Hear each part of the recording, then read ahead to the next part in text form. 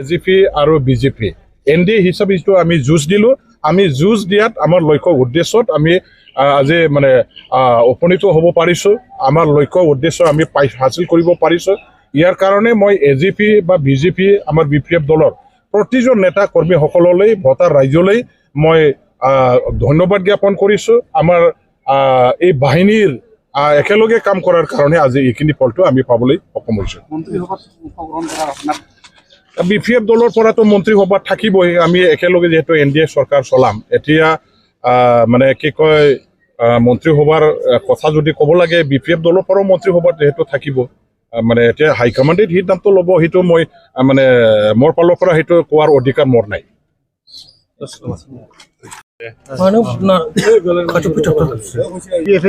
বৃহৎ বিজয়ৰ দিশে আগবাঢ়ি গৈছে, তাৰ মাজতে আপুনিও বিজয়ৰ দিশে আগবাঢ়িছে, এই সন্দৰ্ভত আমাৰ আগৰ পৰাই এটা স্পষ্ট আত্মবিশ্বাস আছিলে যে BPF দলে য'ত কেণ্ডিডেট আমি প্ৰক্ষেপ কৰিছোঁ, আমাৰ অকল BPF নহয়, ND হিচাপে কেণ্ডিডেট আমি থিয় কৰাইছিলোঁ। যিহেতু আৰম্ভণিৰ পৰাই আমাৰ এটা আত্মবিশ্বাস স্পষ্টভাৱে 100% ভাৱে আছিলে যে য'ত আমাৰ কেণ্ডিডেটবিলাক আমি থিয় কৰাইছোঁ, এই গোটেইবিলাকৰ পৰাই আমাৰ কেণ্ডিডেটবিলাকে চবেই জিকি আহিব। আৰু আজি ভোট গণনাৰ পাছত যিখিনি আমি দেখিবলৈ পাইছোঁ, প্ৰায় আমি যেনেকৈ আশা কৰিছিলোঁ, মানে প্ৰায় ঠিক তেনেকাই হৈছে বুলি আমি এতিয়া মানে ক'ব পৰা হৈ গ'ল। আজি সঁচাকৈ এই বিজয়ৰ কাৰণে আমি আমাৰ BPF আৰু বিজেপি লগতে আমাৰ AGP দল ND হিচাপে আমি যৌথভাৱে আমাৰ মাজৰ এটা সমন্বয় ৰক্ষা কৰি পেলাই চবে যিহেতু নিষ্ঠা সহকাৰে নিজৰ দায়িত্ব কৰ্তব্য পালন কৰি পেলাই কাম কৰি ৰাইজৰ ওচৰত যিহেতু গৈ আমি ভোটাৰ ৰাইজৰ মন জয় কৰিবলৈ সক্ষম হ'লোঁ।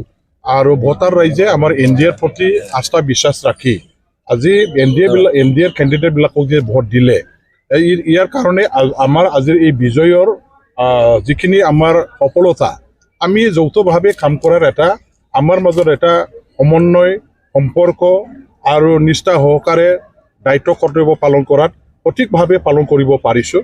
আৰু ৰাইজৰ আস্থা, ৰাইজৰ বিশ্বাস আমি আদায় কৰিব পাৰিছোঁ। BTC অঞ্চলবাসী ৰাইজে এতিয়া BPF আৰু BPFৰ মুৰব্বী হাগ্ৰামা মহিলাৰী ডাঙৰীয়াদেৱৰ ওপৰত মানে 100% চবেই আস্থা বিশ্বাস ৰাখিছে। আৰু BTC গভৰ্ণমেণ্ট নতুনকৈ যিহেতু গঠন কৰাৰ পাছত যেনেকুৱা ধৰণৰ এই 2-3 মাহত আমি কাম কৰিবলৈ আৰম্ভ কৰিছোঁ, তাৰ প্ৰতি ৰাইজে আস্থা বিশ্বাস ৰাখিছে যে আগন্তুক আকৌ 5 বছৰ যিহেতু BTC গভৰ্ণমেণ্ট BPF দলে হাগ্ৰামা মহিলাৰী ডাঙৰীয়াদেৱৰ নেতৃত্বত মানে চৰকাৰ চলাই থাকিব।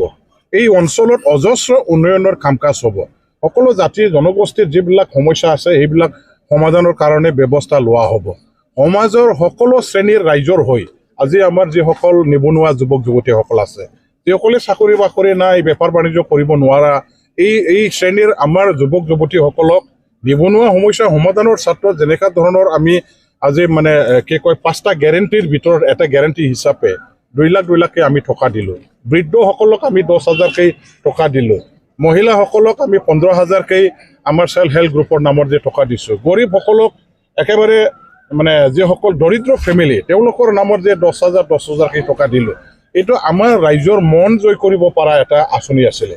অসম চৰকাৰৰ ফালৰ পৰা চাওক, আমাৰ অসমৰ মুখ্যমন্ত্ৰী ডাঙৰীয়া দেৱৰ নেতৃত্বত আজি মহিলাসকলক সেল্ফ হেল্প গ্ৰুপৰ নামত যিখিনি পইচা দিয়া, আকৌ মহিলা উদ্যমিতা আঁচনিৰ নামত যিখিনি 25,000কৈ পইচা মানে টকা দিয়াৰ ব্যৱস্থা কৰা হৈছে। ঘৰে ঘৰে মহিলাসকলক অৰুণোদয় আঁচনি দিয়াৰ ব্যৱস্থা কৰা হৈছে। এই গোটেইবিলাকৰ দ্বাৰা দি অসমবাসী ৰাইজে, আমাৰ সকলো শ্ৰেণীৰ ৰাইজে এটা এই চৰকাৰৰ প্ৰতি, এই দলৰ প্ৰতি, নেতাবিলাকৰ প্ৰতি এটা আস্থা বিশ্বাস ৰাখিছে যে আগন্তুক দিনত আমাৰ এই চৰকাৰখনৰ অতিকৈ দৰকাৰ আছে। BTCত আৰু অসমত NDAৰ চৰকাৰৰ দৰকাৰ আছে। BPFৰ চৰকাৰ BTCত যেনেকৈ আছে, আৰু তাৰ কাৰণে গোটেই অসমৰ লগতে আজি আমাৰ BTC অঞ্চলতো এই আমাৰ এটা ৰাইজৰ বিপুল সঁহাৰি মানে সহায় সহযোগিতা আৰু যোগাত্মক অংশগ্ৰহণ ভূমিকাটো আমি দেখিবলৈ পাইছোঁ।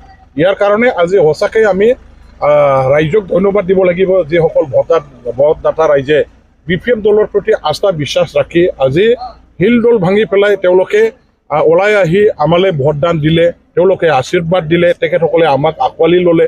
ইয়াৰ কাৰণে মই ভোটদাতা ৰাইজক এই জিকাৰ কাৰণে কৃতিত্ব মই তেখেতসকললৈ মানে দিছোঁ আৰু ধন্যবাদ মই তেখেতসকলক দিছোঁ